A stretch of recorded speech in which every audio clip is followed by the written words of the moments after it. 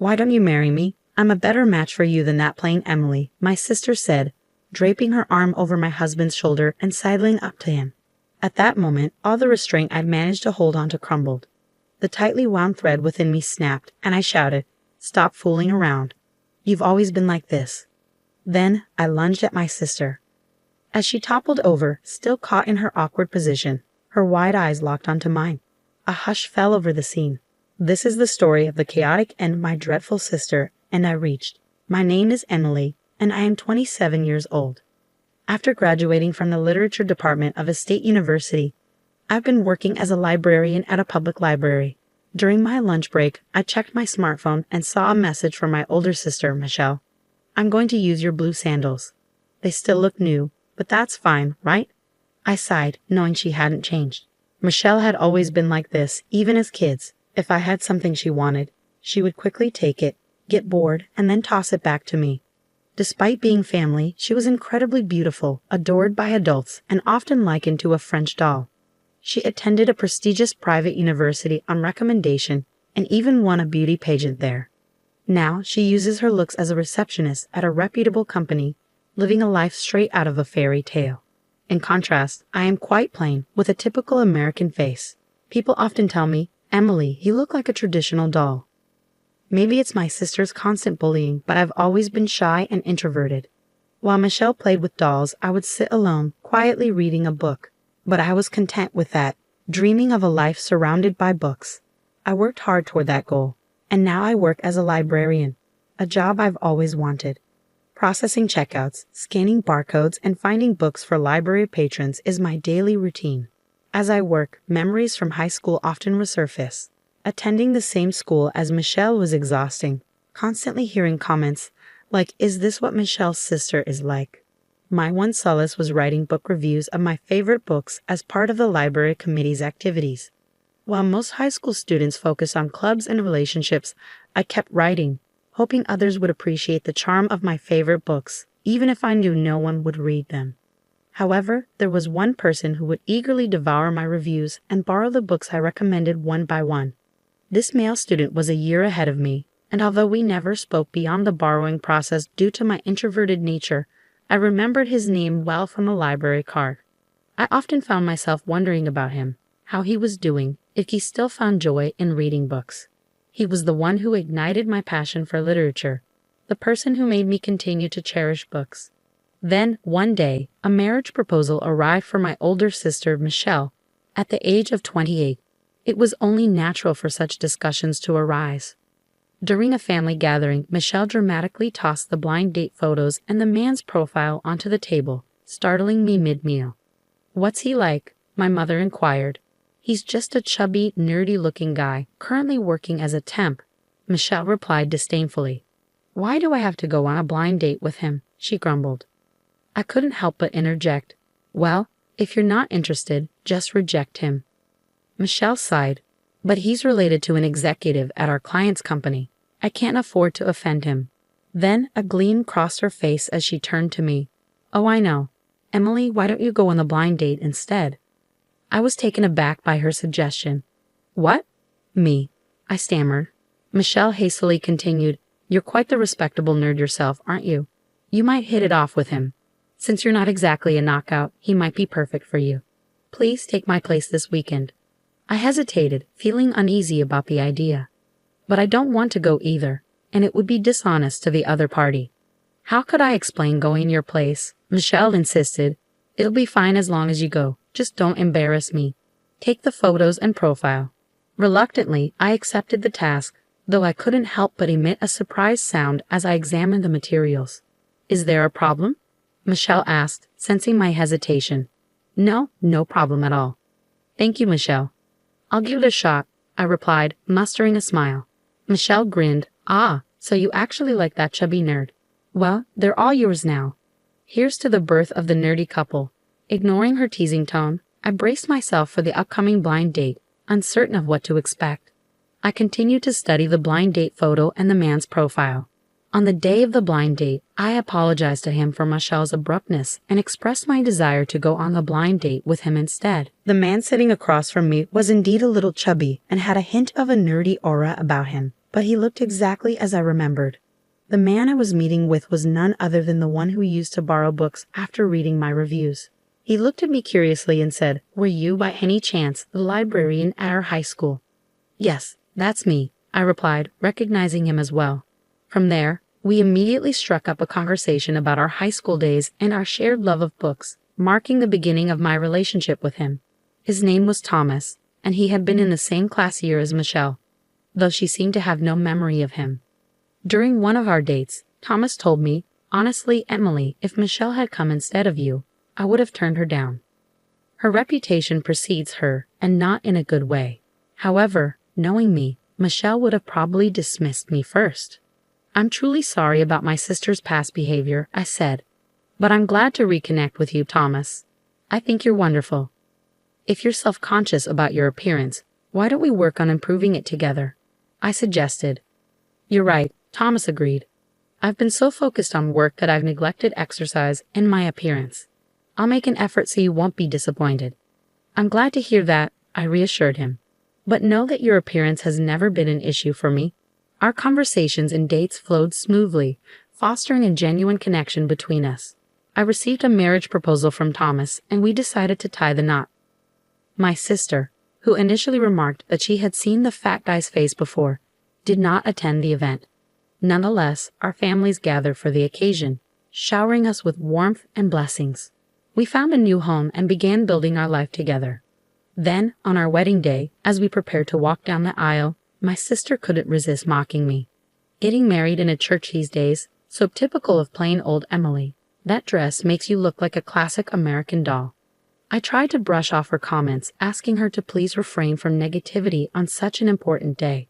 Thomas and his family soon arrived, and I greeted them warmly despite my sister's insults clouding my mood.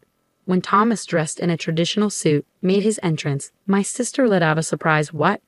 It was no wonder she was taken aback. Thomas had worked diligently alongside me to transform his appearance, and he now looked strikingly handsome. Before the ceremony began, my sister leaned in and whispered, "He looks nothing like the photo from before."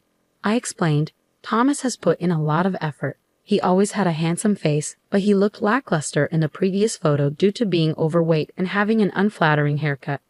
"I thought he'd had plastic surgery," my sister said with sarcasm. "It's quite something that a porcelain doll like you could marry a man who now looks like a movie star." Despite my sister's snide remarks, we made it through the wedding ceremony and celebrated with a small reception at the church, surrounded by our closest loved ones. As we prepared to leave with hearts full of happiness, my sister approached us, drunk, and said, "Hello, Thomas. Thank you for marrying my ugly little sister." Thomas responded calmly, "Well, Emily is far from ugly. Thank you for being here today. It's time you head home now." My sister ignored me and continued, "So, Thomas, you've changed your appearance. But what about your job? You're a temp, right?" "Yes, I'm currently working as a temp," he confirmed. I couldn't stand having a husband who's a temp. "I'm dating a startup CEO, and we might get married soon," my sister said smugly. "Congratulations," I said, but Thomas gently restrained me from saying more. "Thank you for coming today. Please take care on your way home," he added. My sister left after her final comment, and I turned to Thomas, apologizing for her behavior. He reassured me, "It's okay. People like her rarely change. But Emily, you've had a tough time with her.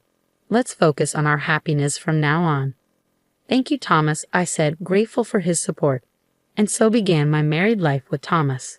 In truth, he was working as a temp while pursuing his dream of becoming a novelist. His love for reading had grown after discovering my book reviews, which inspired his passion. In high school, I wrote book reviews that inspired Thomas to start writing himself. So far, he's had a few pieces published in literary magazines, which is an impressive achievement. Although he earns money from his manuscripts, he still faces financial uncertainty, so he balances his job as a temp with his writing. "Thomas, I have a job too, and we have some savings. Why don't you focus solely on your writing?" I suggested. "Emily, you're always so supportive." "Thank you. I'll give it my best shot," Thomas replied gratefully. So Thomas left his job and devoted himself entirely to writing. Though life was challenging, witnessing his passion for his work fueled our determination. Then one day, we received a call from my sister Michelle. She announced her engagement to the startup CEO she had previously mentioned. Next week, he's coming over to meet the family before we get married. You should come too. It would be odd if your jobless husband weren't there, so make sure you dress appropriately, she said, her tone condescending.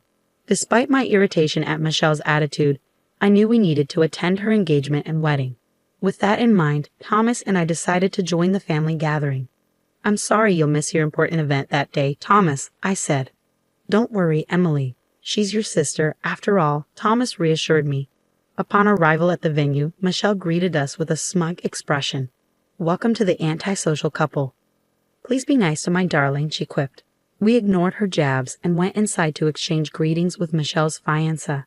He was flashy and strikingly handsome, a stark contrast to Thomas, but he carried himself confidently in his profession. I'm Emily, Michelle's sister. It's nice to meet you, I said. And I'm Thomas, Emily's husband. A pleasure to meet you, Thomas added. As we exchanged greetings, Michelle's fiancé, Larry, bowed his head politely and responded, Nice to meet you too. I tried my best to ignore my sister's triumphant smile as she stood beside him. At that moment, Thomas's phone rang. I'm sorry, this is important. I need to step outside for a moment, he said. Thomas left the room, and though I was having dinner with our parents, Michelle, and her fiancé, my mind was preoccupied.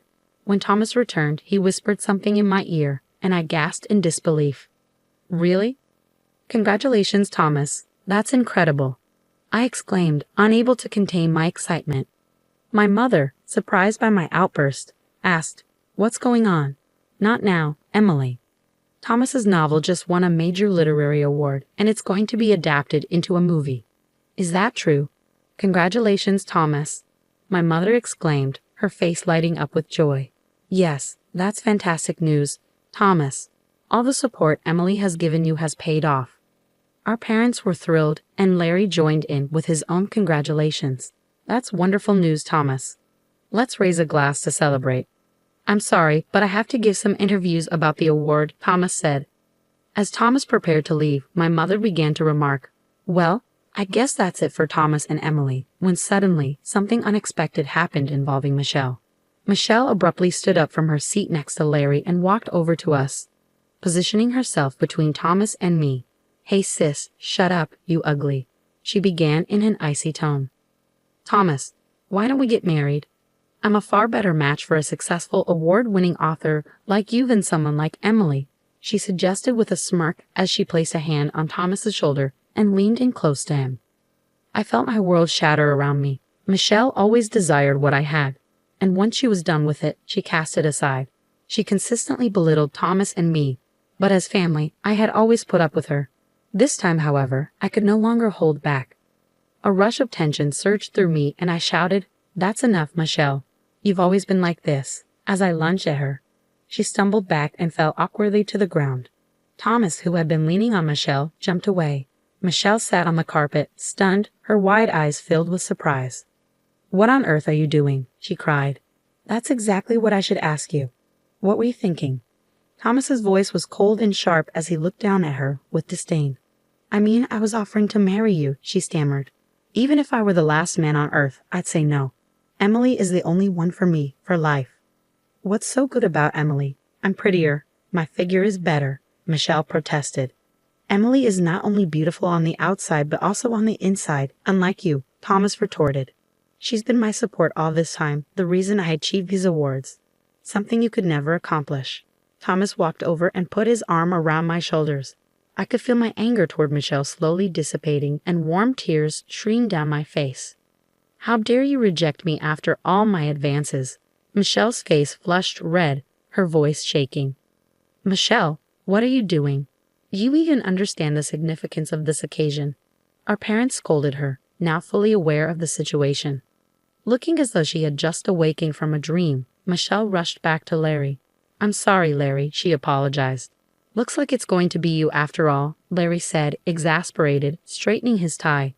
That's enough. Stop talking. Who would want to marry someone who throws herself at a married man during a family gathering? He paused, then continued, Let's call off the engagement. I'm sure you understand why. Our parents turned pale and could only nod in agreement. Wait, even you, Larry? I've already announced our upcoming wedding to everyone. What happens if you back out now? My sister shouted. Larry responded calmly, it's time for me to take my leave. Congratulations once again, Thomas. All the best to you both. Thomas and I bowed as Larry left the room. Wait, Larry, Michelle cried out, but her desperate calls were in vain. I am disgusted. Don't show your face for a while, our parents said to Michelle before they too left the restaurant, casting her a contemptuous glance. Emily, let's go home, Thomas said as he reached for my hand and gave it a comforting squeeze. I held on to him tightly, and as we left the restaurant, I turned back to see my sister, dazed, collapsing in her seat. Fast forward a few months after the end of her engagement with Larry, and my sister seemed downcast for a while. But she soon began seeking a new partner, though she only focused on high-profile men who appeared put off by her mercenary attitude. My sister's once famed beauty is starting to fade with age, which may make her quest for marriage more difficult. Meanwhile, Thomas was kept busy with award ceremonies, interviews, and film releases following his literary success. He has since been able to shift his focus back to his writing projects. Thomas has always been a kind and devoted husband, and now he is known as a loving partner, frequently sharing stories about me during interviews. Supporting my growing belly as our child develops, I pledge to stand by Thomas's side and support him always.